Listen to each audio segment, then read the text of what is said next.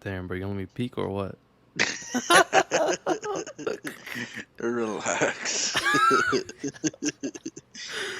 uh, all right, man. So we know what we're gonna talk about, right? So, Yeah. real quick, man. We already talked last week. I already edited the what we spoke about. Hopefully, I'm gonna be Mm, posting like around this week, maybe. But mm, since we're gonna talk about this, I want to post this before. So real mm. quick, I want you to introduce yourself real quick, just for everyone that doesn't know who you are.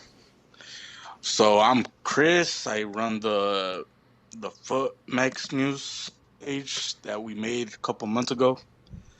I'm an America fan, and I live in California. I don't know. I don't know where else to go with it. So real quick, before we get into this, man, you watched that Jake Paul fight. What did you think about it? Because we spoke through DMs a little bit, but Yeah. So I see a lot of people on the internet just saying it's rigged and whatnot. mhm. As a big boxing combat sport, MMA, whatever you want to label it, like a big fan, and I've trained before. It's not fair to say that it's rigged or thrown or whatever, because the Mhm. first thing they say is Jake got rocked and Woodley would have didn't finish him. You need to understand that one counter punches, you could get countered. Who's lengthier right there? Jake, right? Mhm. So Woodley's gonna be cautious. Another thing is like he's moving back. It's not as easy as people think, especially Woodley, who's not experienced striker. He's a wrestler. Like I know people are gonna say, "Oh, here comes the wrestler." No, his background is wrestling, and if you watch his UFC fights, he was a wrestler that ended up like getting better at with striking. He had a really nasty overhand right. For Mhm. example, the knockout he got against Robbie Lawler. Where he became champion. Mhm.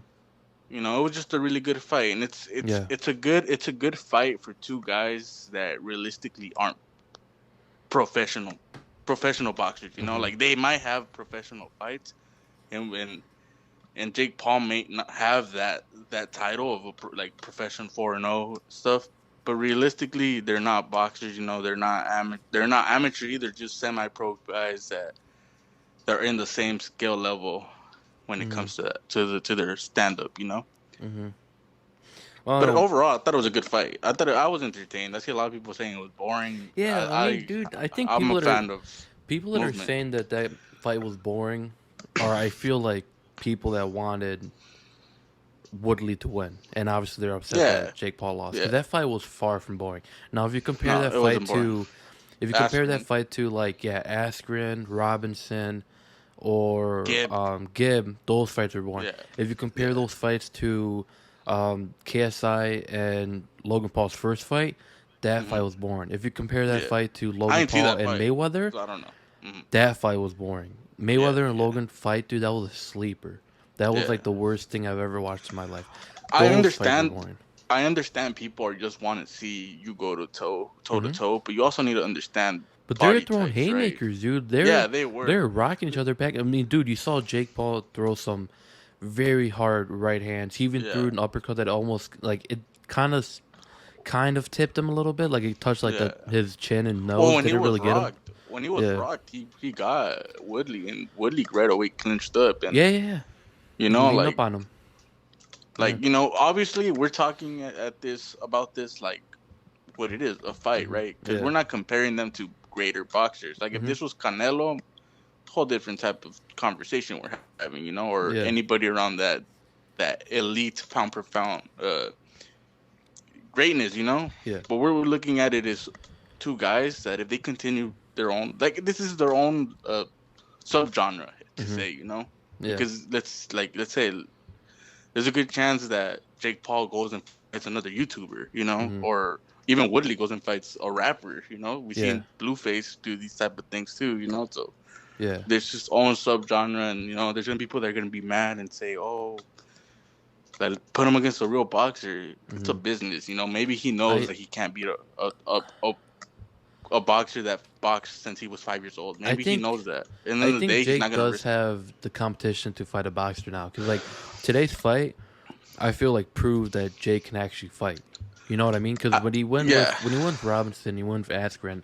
Those fights were like what, first rounders, right? He yeah. knocked But Askren out like in 15 seconds or the something. thing is that it's hard to really judge when Hmm. he's fighting smaller guys that aren't necessarily all time boxers. Oh yeah, but Like Woodley's I'm coming talking about out. the actual shots that Jake took. Like Jake took Oh, some hard oh shots. yeah. Hmm. No, he has a chin. I mean, he showed it. There was a lot of like I said, Woodley was known for his overhand right in Hmm. MMA, and he landed that, and Hmm. he rocked them. Yeah, And in had the him on the ropes. punch was there. If he really wanted to, but obviously Woodley would have to polish things up. But no, he took the shots that knocked out bigger gloves, but still, he Hmm. took the shots that other guys So got for knocked me, out how too. I watched it, I'm not like a super boxing fan. I don't watch every single fight, but I watch like all Mm-hmm. Mayweather's. I watch all Canelo's. I Yeah, watch like all yeah. Pacquiao fights. But the thing is, like Mm-hmm. looking at this fight today, seeing that this was Woodley's first fight, he Yeah. was very good. Now in the first couple Yeah. rounds, he was very uncomfortable. When you saw that, Yeah, it was especially Woodley's fight that he had to make. He had to go in there and cut the ring and just push him, against it's the because rope and Woodley had literally absolutely hit him. nothing to lose, and then like Jake No, had everything to lose. Like if Jake lost that yeah, fight, no yeah. one. I don't think anyone would want to fight him anymore. Like not anybody, but I'm saying Oh, like boxers no, nowadays. he's not getting that big payday Hmm. anymore. Because let's be honest, it's the same thing as Mayweather. You're watching him to go and lose. Yeah. You're not watching. It's like when people said, "Oh, the Pacquiao and Mayweather fight didn't deliver." It didn't Hmm. deliver because people paid to see Pacquiao beat him, not Yeah. because we thought it was going to be this toe-to-toe war. And anybody that says that's what they expected really didn't know what they were talking about. Hmm. It's styles. Styles make fight, and Woodley had to go in there, cut the ring, and literally try to hit him.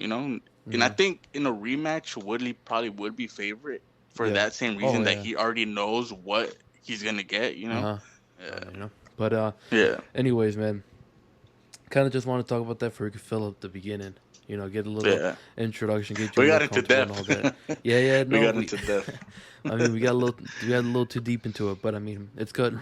We want to get you Yeah, comfortable too, because I mean, before you said you were pretty shy, but I don't think you're shy at all, man. But just a little bit. so like, so like you wanted to do this episode in the beginning because you told me today. So I'll let you hit it off with what you wanted to speak about, and then we start going from there. Well, it was the Orbelin Pineda rumor to Chicago Fire, right? Hmm. Yeah. And we wanted to talk about the impact that he could have, or he Hmm. most likely will have in Chicago Fire and MLS. I think we should also talk about his MLS status. Where does that put him? Hmm. And also the potential of him going to Europe, because Hmm. his dream is. I mean, what he said. I can't speak for him, but what he said is his dream is to go to Europe. Celta de Vigo just signed a foreigner, so Hmm. that kind of takes away his spot. Yeah. But his contract is ending in December, Hmm. so either That's the someone interesting comes. thing. That's the interesting thing Yeah, because like you just said yeah, right now. So first of all, he's not. I'm not gonna say he's very young, but he's still young. He's at the peak of his career. He's 25. how old is he? He's 25. 25. Yeah, So he still has another 7 years to play. yeah. Another 4 years to play I'd say top football. And he's Um, growing. He's growing from yeah, as a player still. and he's a top national team player right now. Mm. I believe he He also, started all the Copa Oro games but he because also Chucky's came injured. for the All-Star game, right? He competed for All-Star game, I believe. Yeah, Because yeah, I didn't yeah, watch yeah. the He whole did. thing, so I'm not too sure. Yeah, But yeah, he did. so like you mentioned, he's a free agent December. His current market value is 9 million, so that's a Yeah, huge loss for Cruz Azul. But like we talked about last huge. week, that's their own fault because Mexican teams love to hold these players hostage. So it's like Hmm. they're gonna lose him for free. That's a 9 million like market value. They could have at least got something out of it if they chose to sell him He's the this year. most expensive Mexican in Hmm. Mexico right now. So just to say that, Hmm. like that's very bad for Cruz Azul. Hmm. And it's good for Orbelin in my opinion, because now he could literally force his. Way out of He's not Mexico. gonna get sold to Monterrey like Yeah. Pizarro did. He's not gonna go to Tigres, because Tigres have been knocking on the door for a long time. Hmm. And I guess he flirted around a little bit. He kind of Well, said, "Well, we're seeing maybe," but we'll see that goes though, because like you said, now he's not tied to Mexico, so he can go anywhere. Yeah. But so far, the only teams that I've seen that are interested in him are Celta Vigo, which, like you mentioned already, they're supposedly the deal was already going through. They were already going to sign him, but now there's a lot of Yeah. complications going on because they were financially impacted by the pandemic. And they Also, signed someone already. they just used Yeah. up their last international roster spot, so now it's like they're kind of stuck in the mud. Hmm. We don't know if he's going to go to Europe anymore. So the only team that I've seen that are really like heavily interested in picking him up were them, and then like Chicago Fire. So Chicago Fire Who came out of nowhere. and Hmm. he said that he's very interested in the Yeah. project, and it really wouldn't surprise me if he takes it because he has family that lives over here, Hmm. like right here in the city that I live. His brother who used to play in Mexico too. You see him around and you see his family, so it tells you Hmm. that he could be close to family, which is always key, Hmm. for any players to be close to family.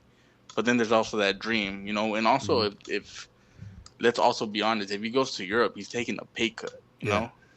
But let's and be a honest lot of too. Just because he's going to the MLS doesn't mean that that trip cuts off. Like the Fire recently sold Frankowski, which has kind of been very inconsistent as of like the last couple years now. mm, This year, when they sold him, he was already starting to kick it off again. Like he was starting to be consistent. He was starting to be really good. They just sold him to League One. Now they didn't transfer him to one of the best yeah, teams, but that's still Europe.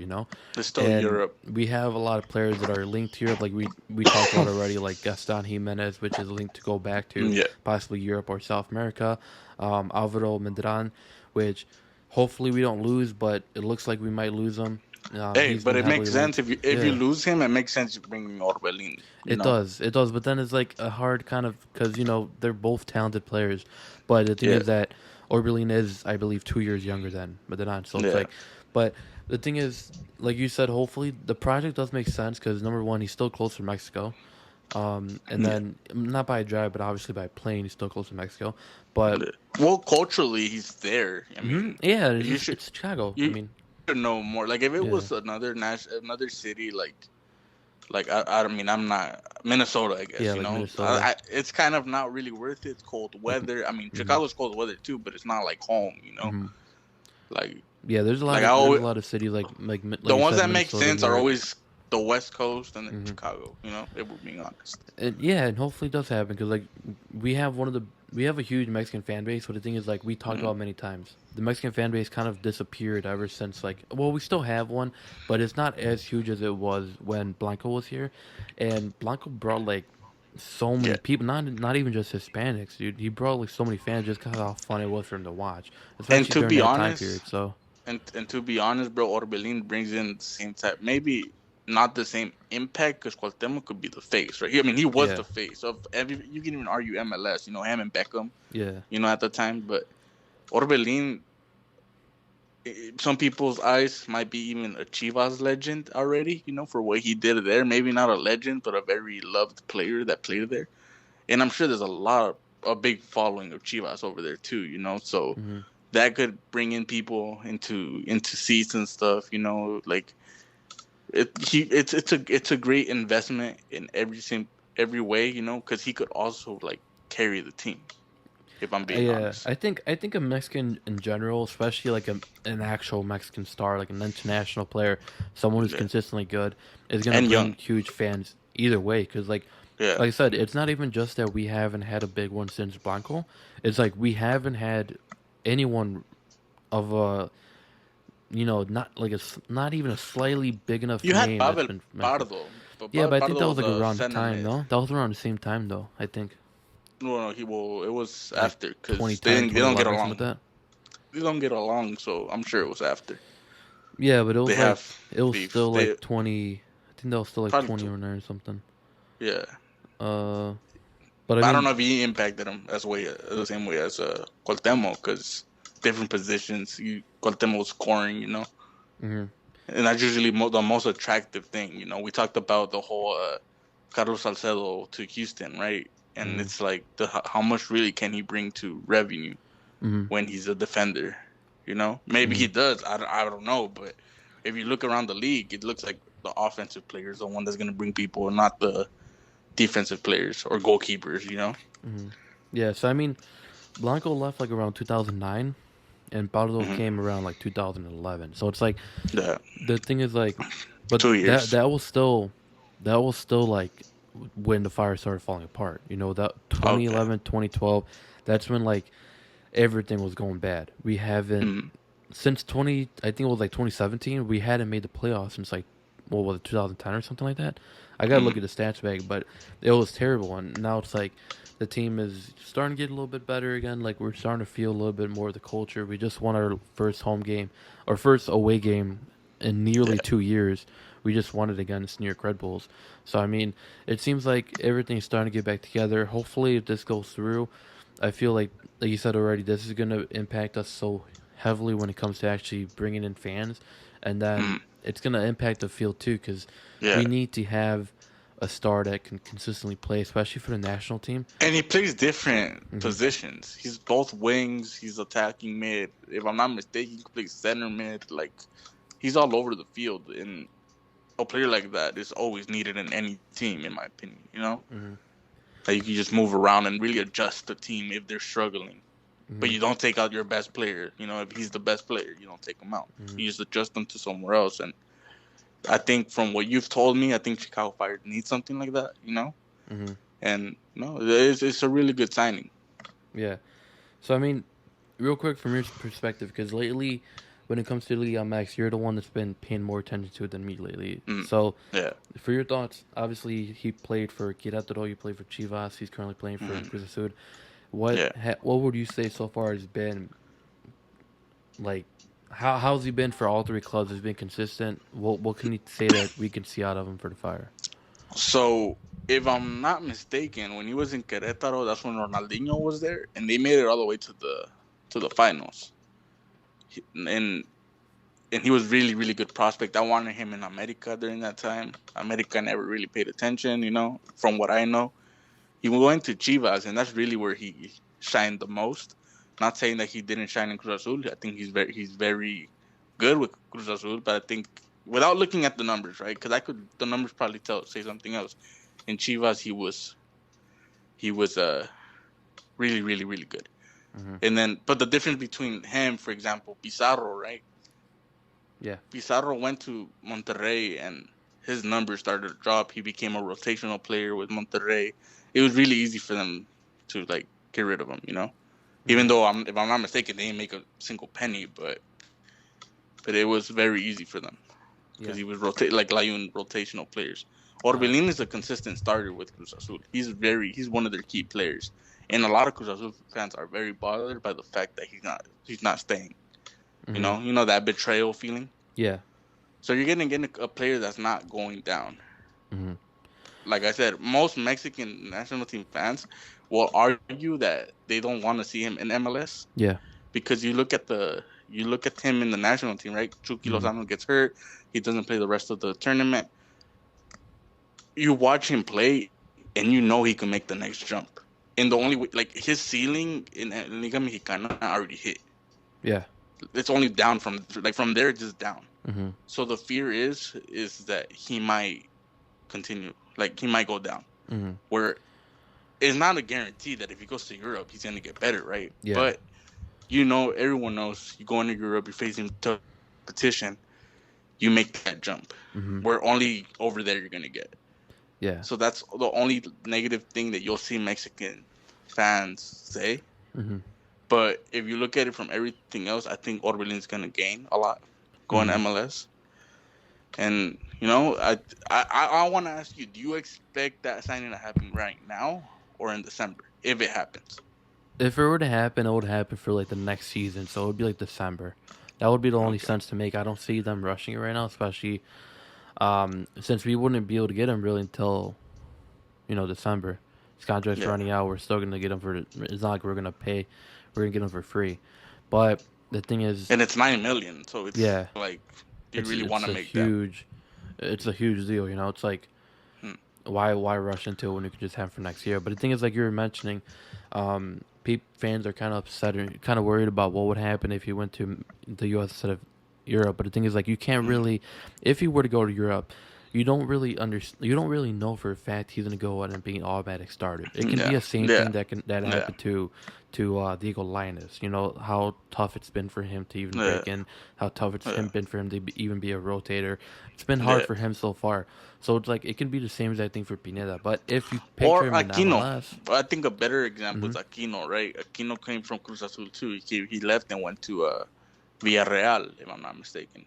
mm-hmm, And he didn't see play time. He went to Rayo Vallecano, I think, after that, and then from there he said, "You know what? I'm going to Mexico, make the most money with Tigres." And I mean, his career has been successful, but he's not the player and that we expected him to be in the national team. You know, another good one too that we spoke about last week would be like Guti.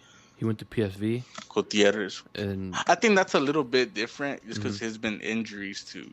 He's been very injury prone with PSV, but it is it is a good example, you know, mm-hmm, because everyone expected that Pachuca group, right? We talk about Pizarro, we talk about Gutierrez, we talk about uh did I say Lozano already? Chucky. I don't know. Yeah, My but bad. I kind nah, of you gotta, forgot what I think. But you know those three players, you could even throw in Jurgen Damm, you could throw in De Buen, who at the time, you know, all those players were very hyped as mm-hmm, youngsters, and they all had different careers. Chucky mm-hmm, went to Netherlands, Pizarro went around the league, and then went to Inter mm-hmm, Miami. You know, Guti went straight to PSV, and injury mm-hmm, prone Jurgen Damm, Tigres, and then, you know, I mm-hmm, mean, De Buen went to second division. Now he's with Puebla. mm-hmm. It's very tough to say, you know, what Orbelin's future is, but I Mm-hmm. think it's that. Let's hopefully he gambles, you know. Yeah, hopefully he relies on MLS. I mean, like I said, it doesn't hurt too much because in MLS it's gonna be brand new competition. It's gonna be brand Yeah, new compared to Liga MX, and then like I yeah, said, the MLS also focuses on um, number one, bringing these players in, building up their mm, value, and then shoving them to Europe. That's kind of what yeah, we've been focused on for the last couple of years now. yeah, So it's not like if we bring them in, we're gonna hold them hostage and not want to yeah, sell them. yeah. It's not Oh, like and that. at the end of Hmm. the day, he also needs to go out there and perform. You know, Yeah. people are gonna say, "What about Pizarro?" Well, Pizarro hasn't really been performing, from what I know. Hmm. Maybe recently he has, but overall, he hasn't been what he was sold to be. You know, Hmm. and that's not gonna send you off to Europe. You know, no one's gonna sit here and be like, "Oh, well, I want him." You know, and Hmm. then another thing is the Mexican media controls a lot of these players' heads, which is like, let's say someone were to go to, let's say Orbelin does go to MLS, right? And then after Hmm. that he goes to Europe. For them, it's like, oh, he has to be in one of these Champions League Europa teams. You know, he can't be in uh in Championship, for example. You Yeah. know, which is a bad thing to kind of paint, Hmm. because Europe is Europe, and you're gonna get the competition, and you're gonna get philosophies different too, which is Hmm. a good thing.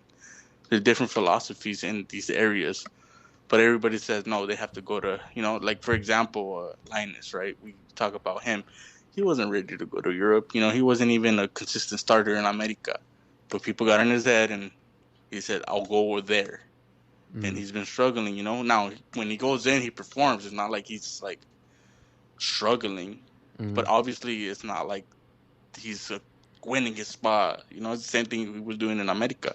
He'll Hmm. start, and then something will come up, and then he loses his spot again. It's the same thing, you know. Hmm. Luckily for him, he's still young, but Hmm. yeah, But a good thing to look at too is like you mentioned, they want him to go to the top club, all that kind of stuff in Europe. But the thing is that people got to focus on the fact that, like you said, going to Europe is Europe at the end of the day. When you look at yeah, Mexico's like lineup, especially the most recent one that they faced against the U.S., most of their players are currently still in MLS. You know, like Funes Mori, Pineda was one of them that was starting. Uh, yeah, who was it? Garardo, yeah, Talavera. Almost most yeah, of them were starting. You know, like Dos Santos MLS. It was like hmm, Corona is obviously in Europe. Alvarez obviously in Europe. Herrera is Europe. But like almost their entire black line, most of the players on that lineup, especially in the roster, are currently in Mexico or in the MLS. So it's like, well, that's where we kind of have this conversation about Tata selection. There is a European squad that he could build into mm, that starting 11. He does his selection is so off, and also like even the Olympic squad kind of influenced that. You know, you send Ochoa, you send the Romo, right? And then some of these youngsters are good enough to be rotational players in the national team. Mm-hmm. No Chucky, no Guardado. There's no Jimenez. Mm-hmm. The center backs. Moreno played, but Moreno is already. That's an example that he transfers to Mexico. Araujo starts. But there is players. I mean, Arteaga didn't play. Like there is a European lineup that they could do.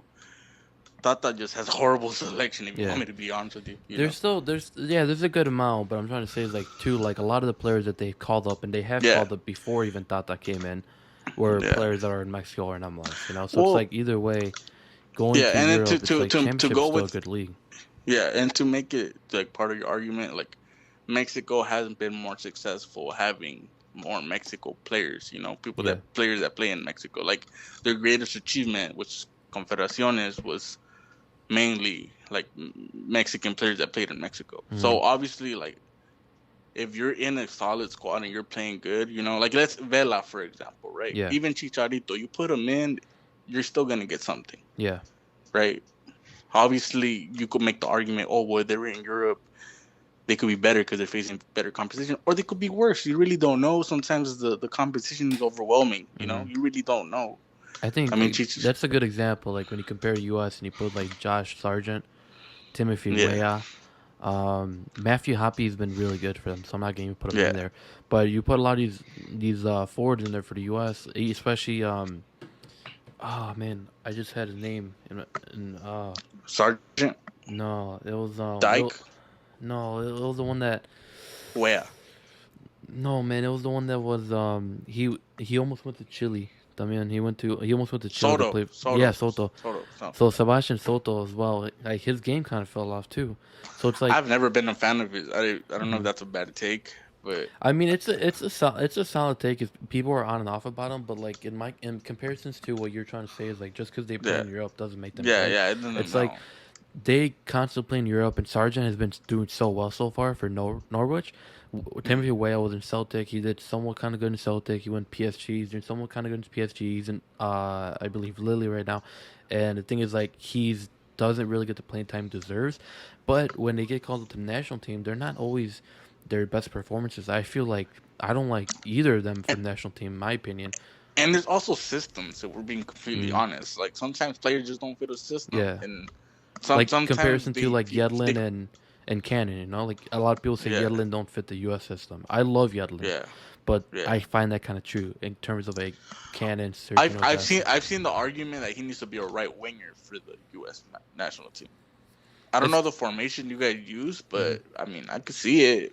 It is because he's a more attack-minded player. Like he's always going to be on the attack. He's always going to go and send crosses.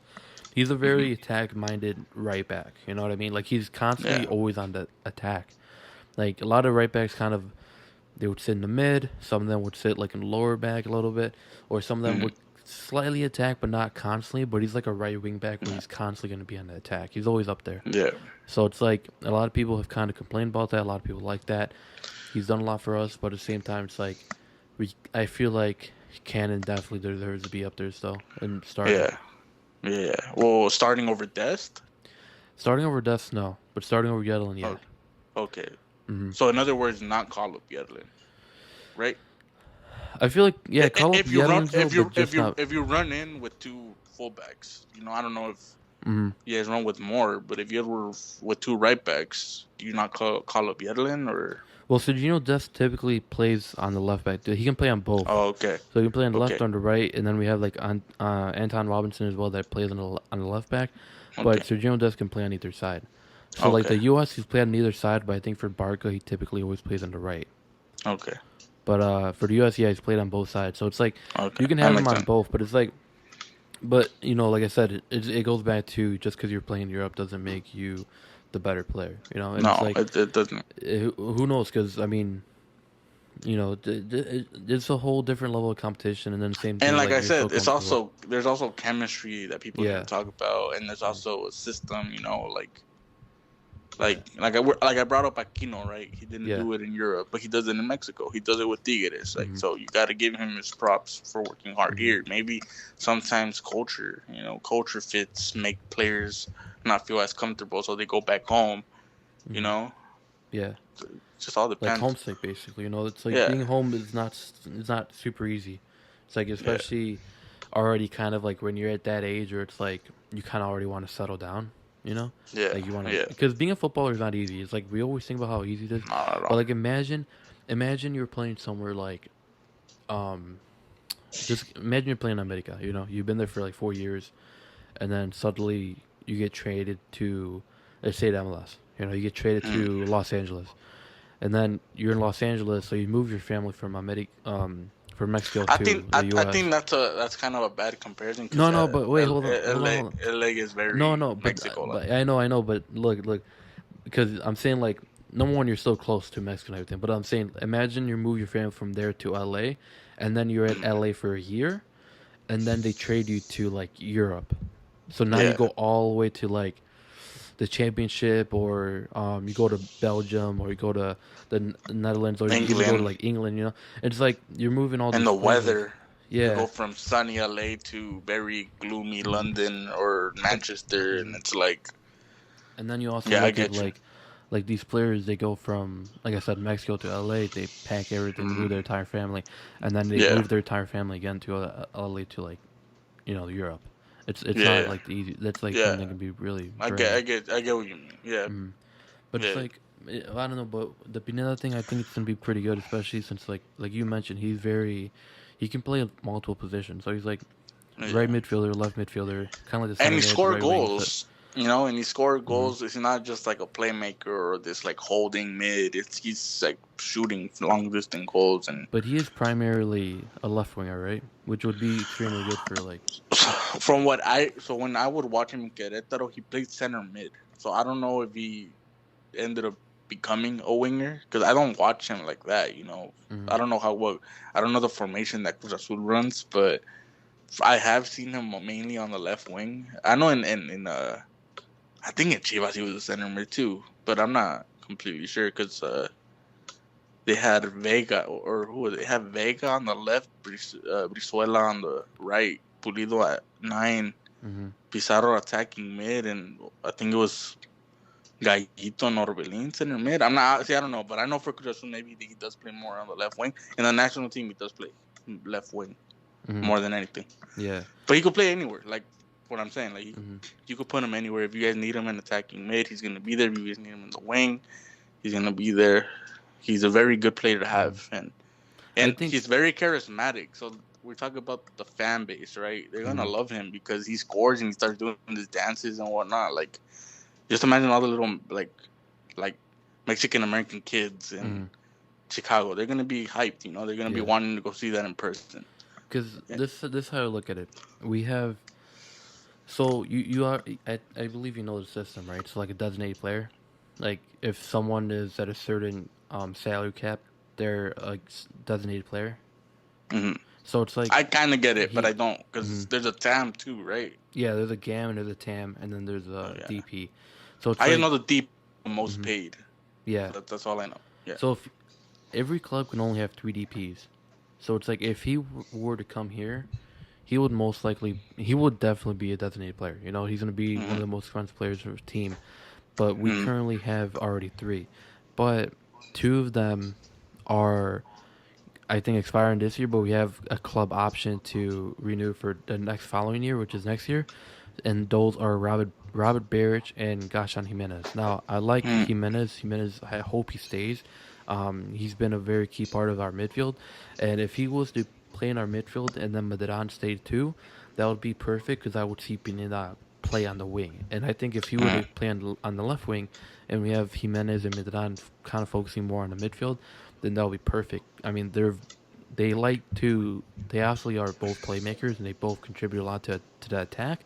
And Robert Barrich, in my opinion, has been he's been awful. I mean, he's Hmm. definitely not the player. I mean, they kind of signed him to be like the Nico replacement, and Nemanja Nikolic scored a lot of goals for us, but he was never really a player that I really liked either. But in terms of like Nico and Robert Barrich, Nico's far better. Robert Barrich is a very I don't know, dude. he's a hard forward to like, and he doesn't get the job done because at the end of the day, forwards are supposed to score, especially if they're a DP and they're one of our expensive ones. Like they Yeah. have to score. It's like their job. So it's like, and we have like Offer, which I really like Offer, but for some reason Mhm. we don't constantly start him, but we've been starting him for the last couple games, and I really do enjoy Offer. He's been killing it, and I feel like he can easily take Bear to the job and not even need a DP. You know, he can still be on his contract, doesn't even need to be TP. And then we bring in like Pineda, we can keep Medran, we can keep Jimenez, and I think that would be perfect, like you said, in order to continue building the project and to bring in some more players. Mhm. Imagine Pineda comes from Cruz Azul. A lot of Mexican players, a lot of Mexican stars are gonna start looking at the Fire as like a new gateway to come here. It's Yeah. like players that look at LAFC, players that look at Galaxy, because a lot of Mexican players look at Galaxy. Like you said already, Galaxy, like Los Angeles, is kind of Little Mexico. yeah, it's the Mexican. It's like nothing but Yeah. Hispanics. So it's Yeah. like they look at it like that. But Chicago's, I'm not gonna say it's the same thing because it's more diverse, but there's a ton of Hispanics here too. You know, Yeah. and it's like And there's I a feel lot. like A lot of them are known because of the Mexicans out there. You know, mm, like I read this guy said that he's one of those like I don't know his name, bro, but I saw that he was one of the best chefs around the world or something, and he was saying like the best Mexican food Gordon is Ramsay. no, it was I don't think Uh, it was him. It was on Twitter or TikTok, I don't know, but they were just saying like the best restaurants, Mexican restaurants, are all in Chicago. Like mm-hmm, not like obviously not including Mexico, but like in the United States, and everyone mm-hmm, was like, "Oh, L.A." Like, no, the best Mexican food is in mm-hmm, Chicago, which that helps a lot. mm-hmm, It helps a lot for Orbelin or any Mexican player when they decide mm-hmm. where they want to go, whether it's Texas or L.A. or I mean maybe Florida, which is also very Mexican, not as much as the other ones, but there's a good population of Mexicans. Yeah. Well, Like Texas would be extremely close to family still, and it's yeah, like you said, it's a little bit. I would say in comparison to like Chicago and Los Angeles stuff, the Mexican side is a little bit. I mean, lessen, but I don't know. Same time, mm. but it's like when you compare the teams too, like the teams are terrible. And I think like Austin wouldn't pick them up either because Austin they had their DPS and they got Dominguez that the previous former America player. Which So as an America fan, I disliked them. He was one of the worst tens on the team. mhm. Like yeah, and they still owe America money. Yeah, I was about to Well, not say. Austin. Independiente still Hmm. owes America money for him, which Yeah, is crazy because they sold him and they got rid of him. well, we sold two players to them, no? Or we just sold Silvio them one. Romero too. No, Yeah, Silvio Romero and they too. stole money for him too, They right? haven't paid. Yeah. They're paying, but they still owe money, which Mm-hmm. is bogus because America's in a very weird spot, Mm-hmm. which is another conversation for another day. But Mm-hmm. yeah, And I mean, Dominguez hasn't been like the top either. That's what we're trying to say. Like for Austin, he hasn't really been the top performance either. You know, he has like 21 nah, matches this season. yeah, He has 5 goals, 2 assists. You know, yeah. he hasn't really been the best. But I mean, when you compare it to other players that have come from Mexico, I mean, it's a struggle. You've seen how Pizarro's kind of slowly He's gotten getting into it. better. Yeah, Polito as well, and they've already made their comments about like Mexico and the U.S. Polito yeah. had gotten a lot of hate A lot of when hate. when it was Leon game against the yeah Leon game. against He SKC. said he said something about anybody could play in Mexico and over here, something like that. Mm-hmm. That's why a lot of Anthony knows this because a lot of people came at him, but Mm-hmm. that's why they came and said, "Oh, look, we just beat you guys. I don't know, 6-0, 6-1, something like that, I forgot what it was. It was 5-1, insane. 5-1." Yeah, Yeah. and that's why they went and said, "Look, bro, like not anybody could play because look, your Mm-hmm. guys youngsters or your team couldn't beat them," and they went at it. But yeah, they have their comments. Mm-hmm. I mean, it was funny, but at the same time, it's like Yeah, SKC truly didn't care, you know, like because Peter Vermes even said it too, like he didn't care. But at the same time, like no. losing by that score, it's like it's kind of it's Well, still well, we talked about it. It's yeah. glorified friendlies. Mm-hmm. It's Like it doesn't matter at the end of the day, you know. It's another day. It's for fans to just talk about it, and Mm-hmm. what you want as a promoter of anything, whether it's fighting or soccer leagues or teams, is people to talk about you. Mm-hmm. And It started a Because I mean, conversation, you know. even at the end of the day, if Bolillo never made that comment, it still would have been said. Because I mean, Mexico Yeah, and the U.S. are two of the biggest rivals when it comes to nations, and when it comes to the league, yeah. Liga MX and MLS, a lot of people like to deny and say like, "Oh, we don't compete. We're not like because there's no competition when it comes to MLS." I'm in that side. But I'm it's in like, that side. But I get what people are yeah, like. You're usually like you saying there is a competition. I get it. The mm, only reason I don't view it like that is because nowhere around the world you're gonna see that. You mm. know, But what I'm and trying to say is like not like the competition wise, but I'm trying to say like the trolling, hatred, yeah, banter yeah, type yeah, thing. You know, yeah, yeah, like yeah, because a lot of people are like, "Oh, we don't do that with you guys because there's no competition," but that's not true because there's always trolling, there's always banter. You know, there's yeah. always this and that between MLS and League of Max. There's Yeah, been for years, and there's always gonna be yeah. that. And while the league MLS is growing, you're gonna get more of it. Hmm. And that's more money for the leagues. That's why Hmm. when we were talking about the whole merging, like I don't want it, you don't want it. Realistically, like if you're a fan of your team, you don't want it either, you know, because Mm.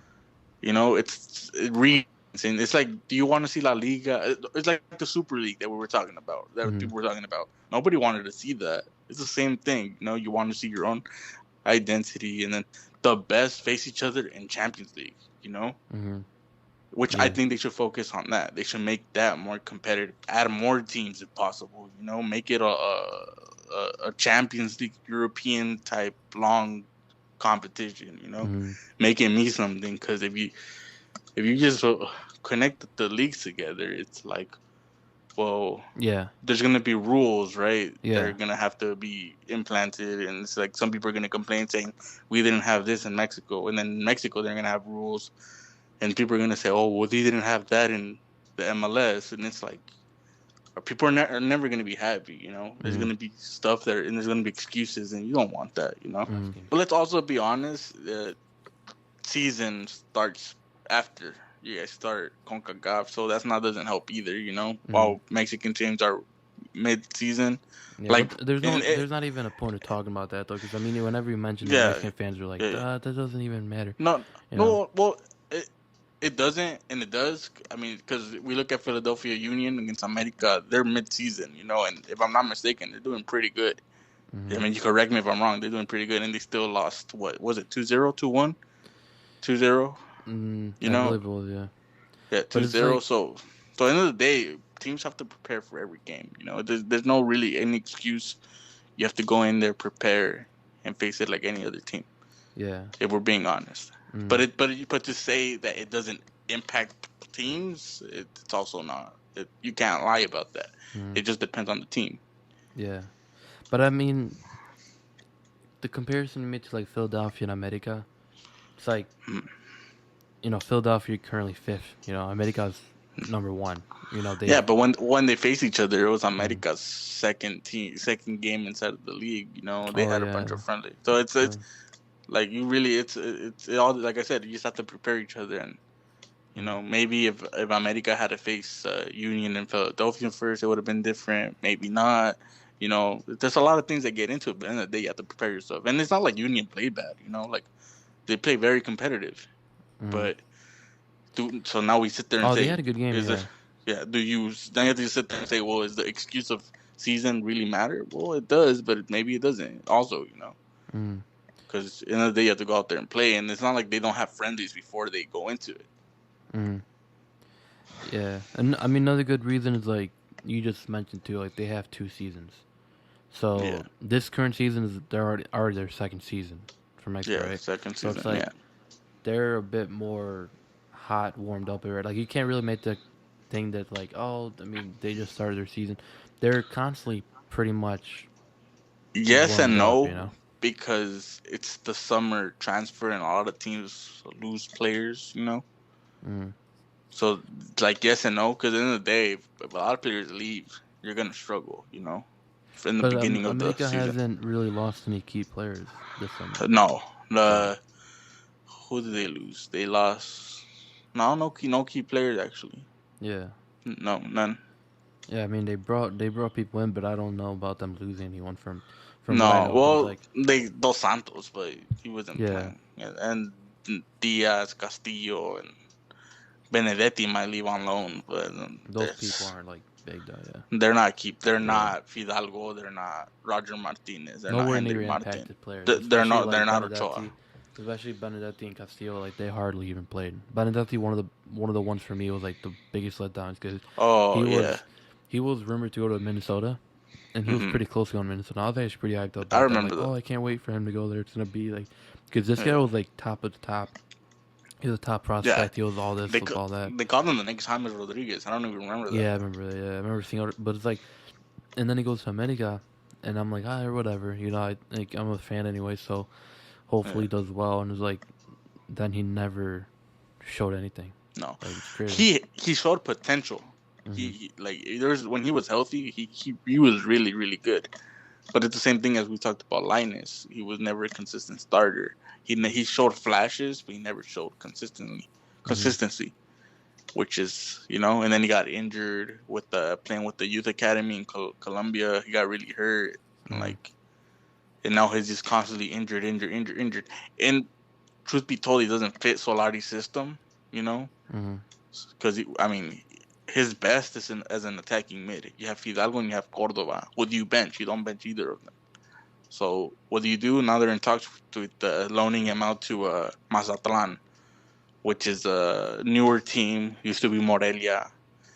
Maybe he does good. Who knows? Hopefully he gets back to it. Personally, I just want him to get good so we could sell him. Same thing with Castillo. I just want him gone. Because I think this America team frustrates me because of the expectations that I've always have for America. Hmm. We have a really, really good coach that knows how to coach. That if you lose the ball, you go back and go get it. Not get there, be all like, oh, I lost the ball. Hmm. No, go chase them down. That's why a player like Mauro Linus becomes very key because Mauro Linus, unlike his brother, isn't this like really good dribbler on two defenders. He's just very fast. But Hmm. when he loses the ball, he's on his ass back. Hmm. Yeah. Which is very, very, very good for it's fundamentals that like a lot of coach want, and when you play soccer, that's exactly what they tell you to do. Hmm. It's not just be all fancy with it and then lose the ball just standing there, not helping your fullback. Yeah. You know? Yeah. All right, man. So it's been a good talk. I mean, we talked about a lot of stuff. I mean, obviously we talked about the whole Jake Paul thing. Then we talked about the Mm-hmm. main point, which was Pineda.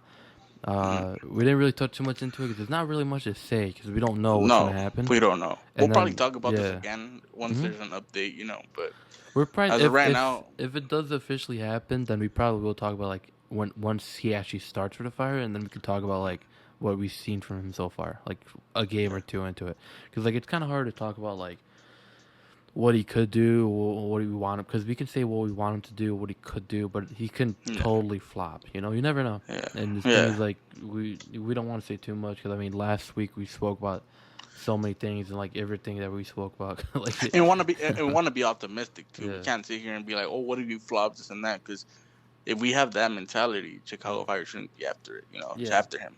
It just you have to go with what we know hmm and what he can do. If he flops, then chances are, he goes back to Mexico. Chivas is always there to if sign any big yeah, talent, and if he that's flops, I wouldn't just doubt that a European team would still be willing to get him on a low. yeah. But Yeah, but if he flops, it's like I think he would probably be like, "I'm gonna go get the biggest contract again," and it's gonna be Chivas, in my opinion, because Chivas is another team that's super desperate, mhm, to get Mexican talent, and I think that would be destination. yeah, well, hopefully he doesn't flop because I mean, like I said, Yeah, I'm not a huge fan of him for obvious reasons, but it's like I would still support him. I would still back him if he comes to the team. yeah, I'm still gonna yeah, like hopefully hope that he does well because obviously that's my mm, team. But if he yeah, doesn't, then oh well, it's whatever. We tried. But I mean, yeah. either way, he flops or he does well. It's still gonna be a huge impact on the team. I mean, You know? and I think if you're a Chicago Fire fan, you should be happy that your front office is saying, "Look, there's a player like that out there, and we're gonna go and get him. If we Hmm. if we miss him, at least you're thinking big paydays, big Hmm. players. So maybe missing him might be a blessing in disguise. Maybe Yeah, go and get someone better. it's Put perfect more because I in it. mean, it's perfect because before we were getting like these Serbian players that no one's heard of. Yeah, That's like players that had potential but absolutely did nothing for the team. And we Yeah. had so many signs like that I can name for days.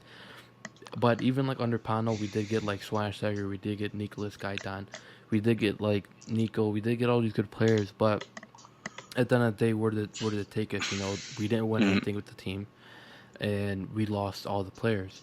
So it's Hmm. like, hopefully with this new project, it seems like this team, and especially under our new owner of Mensudo, seems like they're actually willing to spend, and they've done and shown that already.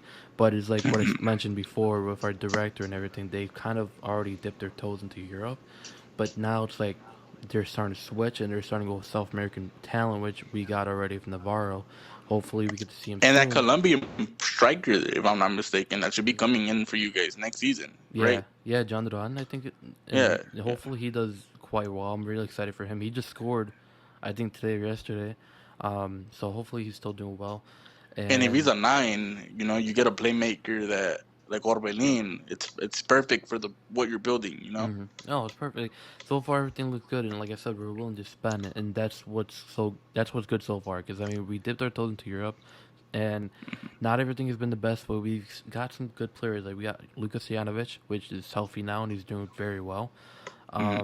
And now it's like, now we're, like I said, we're going back to South America, actually picking up talent, and now we're going back to like places like Mexico, and like you said, hopefully probably getting Pineda, which is a very optimistic. If you're a Fire fan, you should have you should be extremely excited. Even if we don't pick this guy up, like you should be extremely excited that we even are rumored to get him. Because I mean, it's been Yeah. years since we've been rumored to someone that has given anyone types of hope.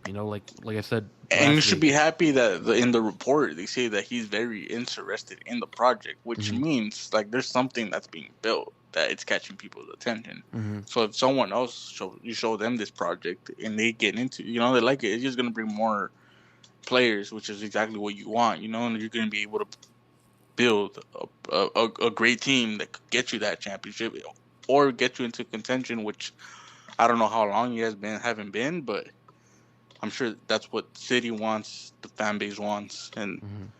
it's the right step to go into these type of players, in my Yeah, opinion. I mean And I, it's I don't know much about Chicago Fire or MLS like that, but I mean, all I know is from the characteristics that Orbelin has is that you're gonna build.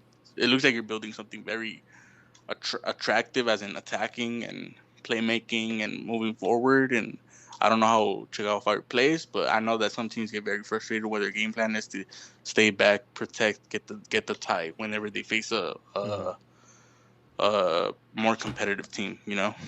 Yeah, yeah, yeah. I mean, it's at the end of the day, like I said, it's perfect, and hopefully we are building this team to have a future where we can be consistently in the playoffs, because we haven't made the playoffs since 2017. And when we Mhm. were in the playoffs in 2017, I forgot I think we lost like 3-1 or 4-1. I forgot what it was, to New York Red Bulls at home. So it's like Mhm. we've had a lot of bad luck ever since, and it's like hopefully we can Wait, how much start. was it? 3-1. I forget what the score was, but it was by a good amount. It was a good amount. And Red Bulls is somewhat of a team that's kind of going through the same thing you guys are, if I'm not Yeah, mistaken, currently, right? yeah, because they've sold a lot of talent. They got rid of their coach. I mean, they had I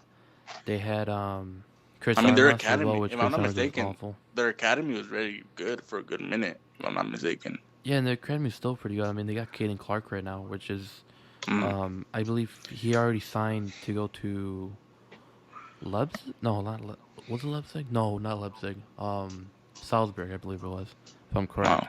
I gotta double check, but I think he already signed to go to Salzburg, so he will be there hopefully like after the season, I believe. Mhm. But yeah, they still have a decent academy.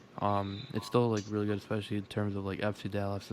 I must have really good academies right now, and it's like constantly growing, especially like Philadelphia Union. And like I said, the Fire have a good one as well, but it's like you don't really hear about it as much because I don't know. But hopefully the signing can turn around things. And like I said, if you're a Fire fan, this is something they should definitely look forward to. Yeah. Especially as a Mexican fan in the MLS, if you're not even interested in the Fire, if you're not interested in MLS, this would definitely be a sign that would make you a fan of the MLS and a Yeah. fan of Chicago Fire. So yeah, For sure. so yeah. Is there anything else you want to add? No, that's all, man. Just like I said, just we'll continue this talk when we get an update. If he signs, if he doesn't, we'll talk about it, and Hmm. we'll just continue. Any Mexican player, I'm open to that because I know there's going to be more to link to MLS, Hmm. and I do think a lot of them you're going to see be flirting around with Chicago Fire Yeah, because of the, like I said, culture. yeah.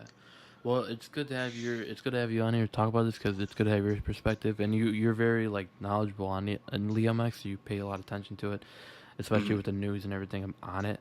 Even though you don't watch like probably all their games, you're still very knowledgeable. Like in comparison to like any other Mexican fan, you probably know Yeah. more than half of them.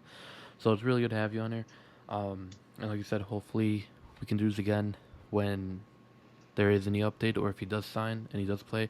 Well, we will have you on more often. I mean, we did already have an episode that we're going to be putting on after this one. So hopefully once this one's up, a couple days after, we're going to be putting that other one up that we actually did talk about Liga MX and we did talk about MLS. So we're going to be talking more about what we did today.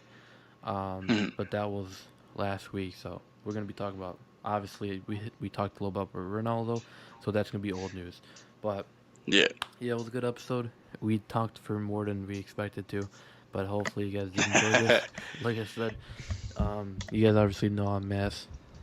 The guy over here talking is also the guy that runs Football Mex News, Chris. He's a good guy. Like I said, he's going to be coming on here very often.